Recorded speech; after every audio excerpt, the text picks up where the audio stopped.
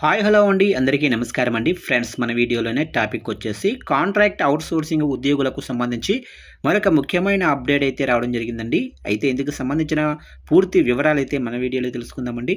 Video మాత్రం పూర్తి వరకు చూడండి ఫ్రెండ్స్, అప్పుడే మనకి పూర్తి సమాచారం అయితే తెలుస్తుంది. ఇక లేట్ చేయకుండా టాపిక్లోకి వెళ్ళిపోదాము. ఇక ఆంధ్రప్రదేశ్ హైకోర్టు కాంట్రాక్ట్ అవుట్సోర్సింగ్ ఉద్యోగుల క్రమబద్ధీకరణపై కీలక వ్యాఖ్యలు చేసింది. దశాబ్దాలుగా తక్కువ జీతంతో కాంట్రాక్ట్ అవుట్సోర్సింగ్ ఉద్యోగులతో పని చేయించుకోవటం శ్రమ దోపిడీగా వ్యాఖ్యానించింది.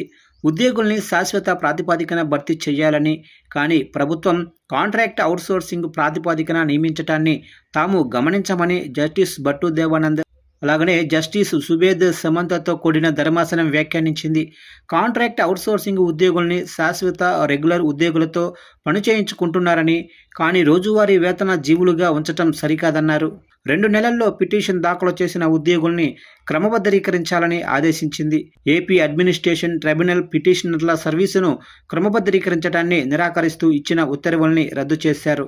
ఇక ఇలాంటి కాంట్రాక్ట్ అవుట్సోర్సింగ్ ఉద్యోగుల విషయంలో ప్రభుత్వం ఎప్పుడూ కూడా ఆదర్శ యజమానిగా ఉండాలని వ్యాఖ్యానించింది హైకోర్టు ధర్మాసనం.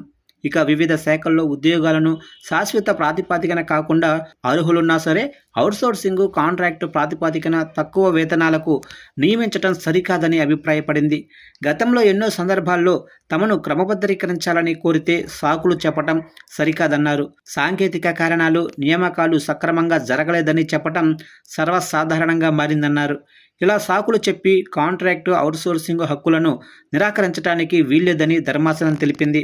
ఇక విజయవాడ మున్సిపల్ కార్పొరేషన్లో టైపిస్టులు, వాచ్మెన్లు, గార్డినర్, అలాగనే వర్క్ ఇన్స్పెక్టర్లు, ఎలక్ట్రీషియన్లు, డ్రైవర్లు వంటి పలువురు ఉద్యోగులు 2018లో ఏపీఏటీను ఆశ్రయించారు.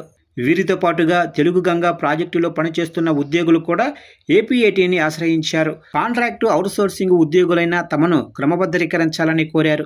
ఈ 2 పిటిషన్లపై విచారణ జరిపిన ట్రైబ్యునల్ పిటిషనర్లకు క్రమబద్ధీకరణకు అర్హులు కారని ఏపీఏటీ ఈ పిటిషన్లను కొట్టేసింది.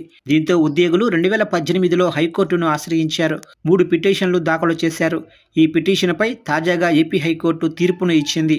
మరి ఏపీ హైకోర్టు ధర్మాసనం ఇచ్చిన తీర్పుపై ప్రభుత్వం ఎలాంటి నిర్ణయం తీసుకుంటుందని చూడాలి.